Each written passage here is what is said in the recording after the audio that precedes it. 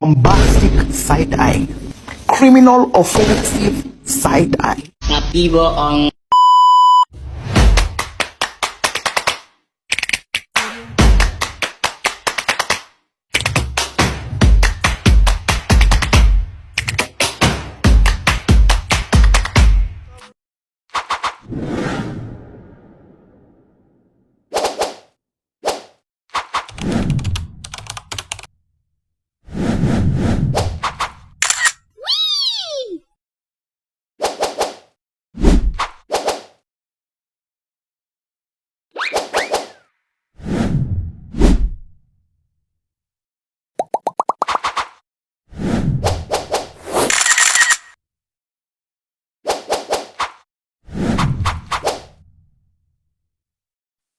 Pada kesempatan kali ini, izinkan saya menjelaskan apa itu ekspor dan impor. Nah, yang pertama, ekspor adalah kegiatan menjual barang atau jasa ke luar negeri. Ekspor diatur oleh peraturan pemerintah, seperti Peraturan Pemerintah Nomor 10 Tahun 2021 yang mendefinisikan ekspor sebagai kegiatan mengeluarkan barang dari daerah pabean. Daerah pabean mencakup wilayah darat, perairan, dan udara Republik Indonesia, serta daerah tertentu yang berada dalam zona ekonomi eksklusif atau ZEE. Nah, yang kedua adalah impor. Impor adalah badan hukum, individu atau perusahaan yang membawa suatu produk perdagangan dari luar negeri untuk kemudian dijual ke pasar domestik. Proses impor umumnya melibatkan pemberian barang dari negara lain dan memasukkannya ke dalam negeri. Importir memasukkan barang ke dalam daerah pabean untuk diedarkan ke dalam negeri atau daerah lalu lintas bebas. Dan yang selanjutnya ada manfaat ekspor dan impor. Yang pertama, ekspor dan impor meningkatkan pendapatan negara melalui devisa yang diperoleh dari penjualan produk luar negeri dan pengiriman barang ke dalam negeri. Yang kedua, kegiatan ekspor dan impor menciptakan peluang kerjasama langsung dan tidak langsung, seperti dalam produksi, pengemasan, pengiriman, dan distribusi barang ke pasar internasional.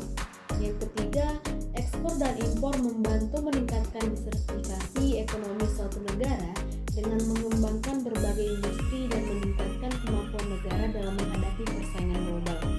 Yang keempat, kegiatan ekspor impor mendorong berbagai industri di seluruh dunia untuk terus berinovasi dan meningkatkan kualitas produk sehingga meningkatkan jangkauan pasar produk.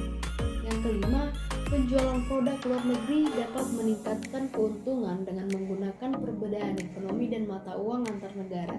Yang keenam, melakukan ekspor impor dapat menghindari persaingan lokal dengan menjual produk ke negara lain. Yang ketujuh, kegiatan ekspor impor membantu menjalin kerjasama antar negara seperti pertukaran ilmu, peluang bisnis, dan sebagainya. Dan yang terakhir, meningkatkan permintaan ekspor komoditas tertentu, membantu meningkatkan pertumbuhan industri dalam negeri. Nah, selanjutnya, hambatan yang mungkin terjadi dalam melakukan kegiatan ekspor dan impor. Yang pertama, ada perbedaan kebijakan ekonomi dan politik internasional. Setiap negara memiliki kebijakan untuk melindungi produk ekspornya agar tidak mengalahkan produk lokal. Namun, hal ini bertentangan dengan prinsip pasar bebas yang diakui secara internasional.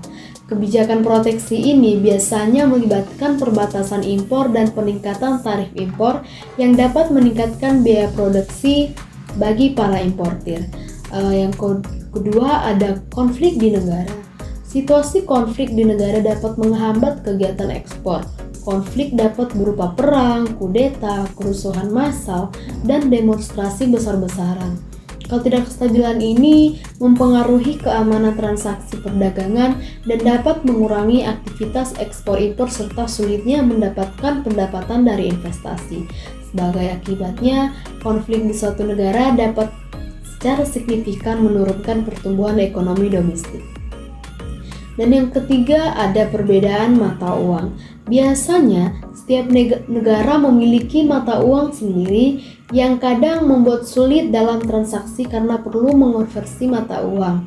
Namun, pihak-pihak dapat sepakat untuk menggunakan mata uang asing seperti dolar US atau euro sebagai alat pembayaran yang lebih mudah diterima.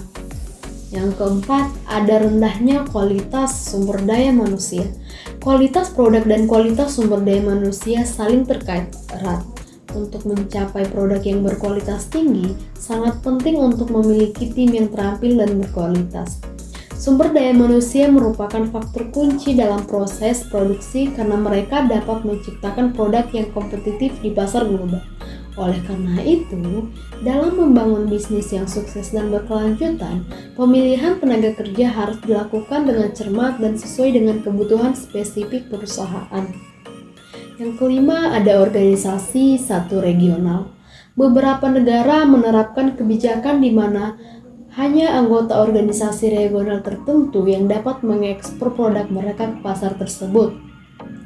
Kebijakan ini dapat menghambat kegiatan perdagangan internasional bagi negara-negara non-anggota. Namun, di sisi lain, hal ini memberikan perlindungan bagi produk dalam negeri di negara tujuan dari persaingan produk impor.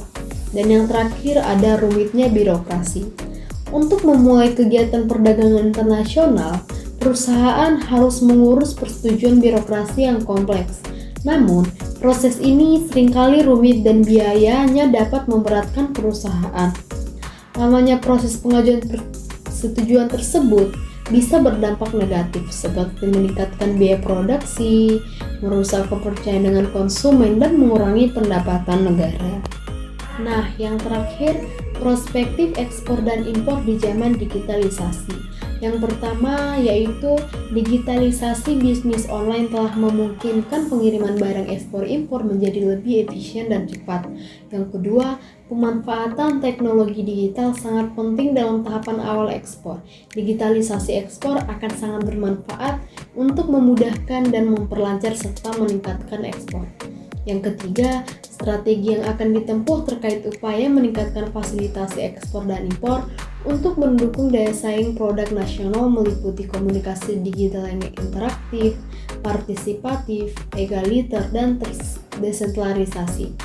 Dan yang terakhir, transformasi pada cara ekspor dan impor telah dilakukan dengan menggunakan teknologi. Wassalamualaikum bro.